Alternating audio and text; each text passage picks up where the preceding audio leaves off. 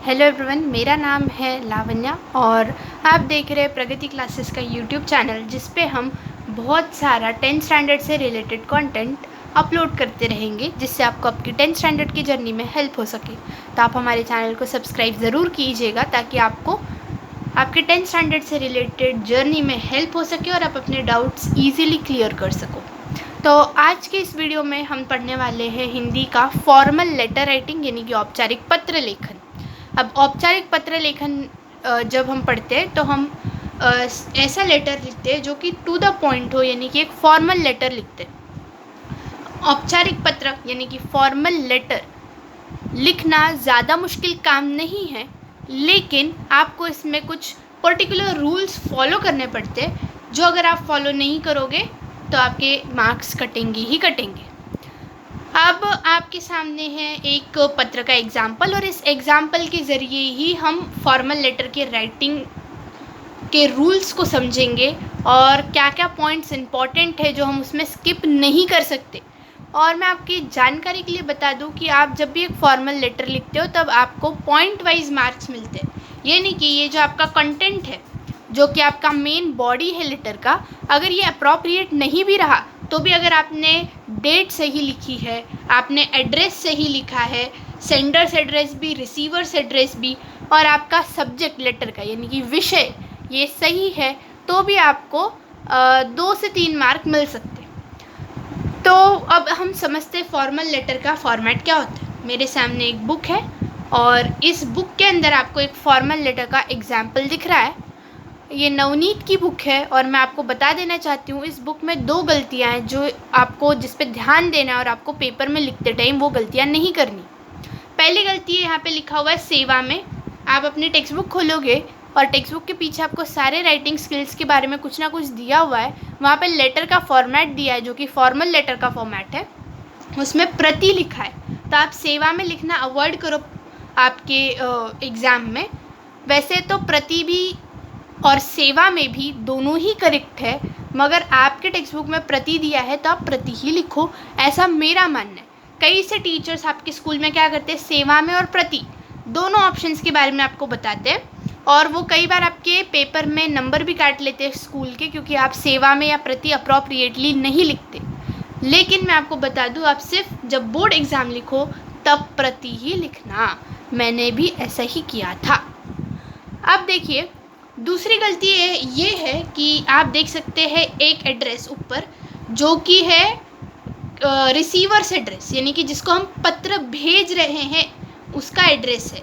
स्वास्थ्य अधिकारी को पत्र भेज रहे हैं नगर परिषद में, तो यहाँ पे इन्होंने ईमेल नहीं लिखा है। यहाँ पे भी आपको ईमेल लिखना है और जो पत्र भेज रहा है उसका भी ईमेल लिखना है। संजय जो है, संजय कोटनिस ये पत्र भेज रहे हैं, इनके नाम से पत्र भेजा जा रहा है, तो उनका भी ईमेल लिखना है और यहाँ पे भी ईमेल लिखना है। और एक बात आपको ध्यान में रखनी है लेटर राइटिंग से रिलेटेड, वो है कि आपको ऐसा क्वेश्चन दिया जाता है लेटर राइटिंग में जिसमें आपको सेंडर्स एड्रेस, रिसीवर्स एड्रेस सब दिया होता है, और इवन आप ये देखोगे अंडरलाइन पार्ट, ये आपका लेटर राइटिंग का मुद्दा है, या फिर आप कह सकते हो ये टॉपिक से रिलेटेड आपको लेटर लिखना है। तो आप ये लाइन भी ढंग से पढ़ लोगे ना कि किस बारे में मुझे लेटर लिखना है, वहाँ से आप इसीलिए अपना विषय भी बना सकते हो। लेकिन एक बात आपको ध्यान में रखनी है, अगर अब जैसे यहाँ पे नाम दिया है संजय या संगीता, अगर कोई नाम नहीं दिया है तो आपको XYZ या अ ब क लिखना है। अब वो हिंदी का पेपर हो, इंग्लिश का हो, या फिर मराठी का हो। क्योंकि क्या होता है, आप जब बोर्ड एग्ज़ाम लिखते हो ना, तो आप जहाँ अपना सिग्नेचर करते हो, अपना रोल नंबर लिखते हो इन वर्ड्स इन फिगर, वहाँ पे एक होलोक्राफ्ट स्टिकर चिपकाया जाता है, यानी एक काले रंग का स्टिकर, ताकि आपके नाम के ऊपर कोई भी भेदभाव ना करे चेकिंग करते टाइम। क्योंकि आप most of the time signature में अपना नाम लिखते हो, और कोई भी धर्म के बेसिस पे, जात के बेसिस पे आपका क्या बोलते हैं नंबर ना काट ले जान के। अगर आप हिंदू हो तो कोई मुस्लिम पेपर चेक कर रहा है, उनको कोई प्रॉब्लम हो तो क्या पता वो आपके नंबर काट दे, या फिर आप मुस्लिम हो, कोई हिंदू पेपर चेक कर रहा है, वो आपके नंबर काट दे। ऐसे केसेस होते हैं, इसलिए वहाँ आइडेंटिटी छुपाने के लिए होलोक्राफ्ट स्टिकर लगाया जाता है और रोल नंबर भी छुपा दिया जाता है ताकि कोई आपकी आइडेंटिटी रिवील ना कर सके। इसलिए आपको पेपर में खुद का नाम या आपसे किसी भी रिलेटेड इंसान का नाम, या फिर कोई नाम नहीं दिया तो मैं अपनी मर्ज़ी का कोई नाम लिख देता हूँ, ऐसा नहीं करना है, नहीं तो आपके मार्क्स कट हो जाएंगे वहाँ पे। आपको अगर कोई नाम नहीं दिया है ना क्वेश्चन में, तो आपको अ ब क या ABC लिखना है, या XYZ भी लिख सकते हो, कोई प्रॉब्लम नहीं है। मगर कोई भी ऐसे अक्षरों का, कोई भी वेरिएबल्स का यूज़ करो, अपना नाम या किसी भी रिलेटेड इंसान का नाम बिल्कुल नहीं लिखना है। ये तो बहुत इंपॉर्टेंट रूल है, क्योंकि most of the time Marathi में आपको कोई भी क्वेश्चन में नाम नहीं दिया जाता है, एंड इवन इंग्लिश में भी नाम नहीं दिया जाता है मोस्ट ऑफ द टाइम।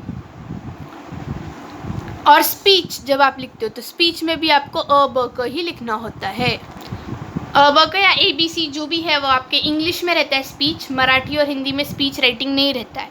तो स्पीच आप जब लिखते हो या फिर आप कहीं पे भी नाम का इस्तेमाल करते हो और आपको क्वेश्चन में कोई नाम नहीं दिया, तो आपको वेरिएबल्स यूज़ करने, ये एक आप बात ध्यान में रखो, ठीक है। चलो अब बाकी की चीज़ें देख लेते हैं जल्दी जल्दी। तो सबसे पहले आप लिखते हो सेंडर, सबसे पहले आप लिखते हो डेट, फिर आप लिखते हो प्रति, यहाँ पे सेवा में दिया है वो अवॉइड करो। स्वास्थ्य अधिकारी, एक और बात ध्यान में रखनी है, अब 15 जुलाई, जुलाई आपको वर्ड्स में लिखना है, 15 आपको न्यूमेरिकल लिखना है। जुलाई, मार्च, अप्रैल, मई, जून जो भी है, कॉमा 2023, 2024 जो भी आपका ईयर है, कंसर्न ईयर आप डाल दोगे। जब भी हम हिंदी में नंबर लिखते हैं ना, उसके बाद हमें कॉमा नहीं देना होता है। सेम मराठी के लिए भी है, कभी भी ईयर लिखने के बाद कॉमा नहीं देना है। प्रति, स्वास्थ्य अधिकारी, नगर परिषद, यहाँ पे आप देख सकते हो कॉमा देना है, कोल्हापुर। और मेरे पैटर्न के हिसाब से, जो मेरा मानना है, जो आपको पैटर्न मेरे हिसाब से फॉलो करना चाहिए, उस पैटर्न के हिसाब से मैं आपको मेरा लिखा हुआ एक एग्जाम्पल दिखा देती हूँ।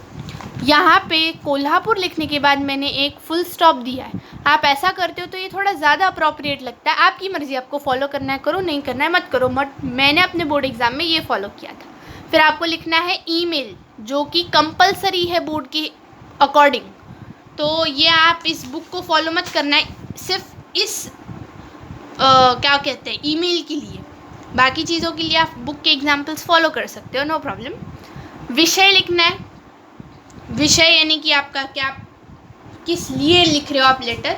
मेरे हिसाब से अगर आप कंप्लेंट लेटर लिखते हो ना कोई, तो आप इस चीज़ के संदर्भ में या इसके बारे में, ऐसा बारे में या संदर्भ में इनका इस्तेमाल करने की कोशिश करो सेंटेंस के एंड में, तो वो ज़्यादा अप्रोप्रिएट बनता है। माननीय महोदय लिखना है आपको, या फिर महोदय भी लिख सकते हो, कोई प्रॉब्लम नहीं है। फिर आपको क्या करना है, अपना लेटर लिखना है पूरा। और एक बात कि आजकल के नए पैटर्न के हिसाब से जो है, आप जब पैराग्राफ बनाते हो ना, तो आपको मार्जिन को लगा के बनानी है पैराग्राफ के लिए अलग से जगह नहीं छोड़नी।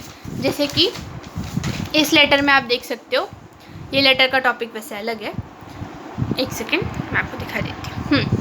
इस लेटर में आप देख सकते हो, जैसे यहाँ पे ये लिखा है एक पैराग्राफ, पहला पैराग्राफ जो कि इंट्रोडक्शन पैराग्राफ है, वो जहाँ ख़त्म हो गया है, यहाँ जगह छोड़ दिए। अब नॉर्मली हम क्या करते हैं, जब नया पैराग्राफ चालू करना होता है तो यहाँ पे हम थोड़ी जगह छोड़ते हैं, फिर कंटिन्यू करते हैं। आपको वो जगह नहीं छोड़नी है, ये जगह छोड़ दी, सीधा मार्जिन को लगा के नया पैराग्राफ बनाना है। ये नया पैटर्न है, ये मराठी में भी है और इंग्लिश में भी है। फिर पूरा लेटर हो जाएगा। लेटर 3 पैराग्राफ में लिखना है, इंट्रोडक्शन पैराग्राफ, मेन बॉडी और conclusion paragraph, Hindi Marathi English तीनों में। कष्ट के लिए क्षमापूर्ति लिख सकते हो आप, कष्ट के लिए क्षमस्व लिख सकते हो, आपका विश्वास, कष्ट के लिए क्षमापूर्ति, आप कष्ट के लिए क्षमस्व, ये भी यहाँ बुक में नहीं दिया है, मगर आप लिखो तो ज़्यादा अच्छा लगता है। फिर ये लिखने के बाद आप क्या करोगे, अब इस लेटर का जो टॉपिक है वो अलग है, इसलिए यहाँ मीटर क्रमांक वगैरह लिखा है, मगर ये आप अवॉइड कर सकते हो। अगर आप लेटर के साथ कुछ अटैच कर रहे हो टॉपिक के हिसाब से, वो तो जैसे इस लेटर के हिसाब से हमने यहाँ पे बिजली का बिल अटैच कराया, तो हम यहाँ पे लिखेंगे संलग्न। वह अगर आपके लेटर का क्वेश्चन वैसा नहीं है तो आप वो टोटली अवॉइड करो। फिर भवदीय या भवदिया, अगर लड़की हो तो भवदिया, लड़का हो तो भवदीय। आपका नाम, फुल स्टॉप, मतलब लेटर में जो भी नाम दिया है वो नाम और फुल स्टॉप, फिर एक लाइन छोड़ के कंटिन्यू। ये मेरा पैटर्न है, आप यहाँ देखोगे यहाँ पे ऐसा कुछ नहीं है, डायरेक्ट कंटिन्यू करा है। यशवंत नगर गली नंबर 5 पूरा जो है एड्रेस लिख दिया है। फिर उसके बाद में वापस यहाँ ईमेल आया है, इस बात का ध्यान रखना। इसका पार्ट 2 बनाएंगे जिसमें हम कुछ और एग्जाम्पल्स कवर करेंगे। तब तक के लिए थैंक्स फॉर वॉचिंग और बाय बाय।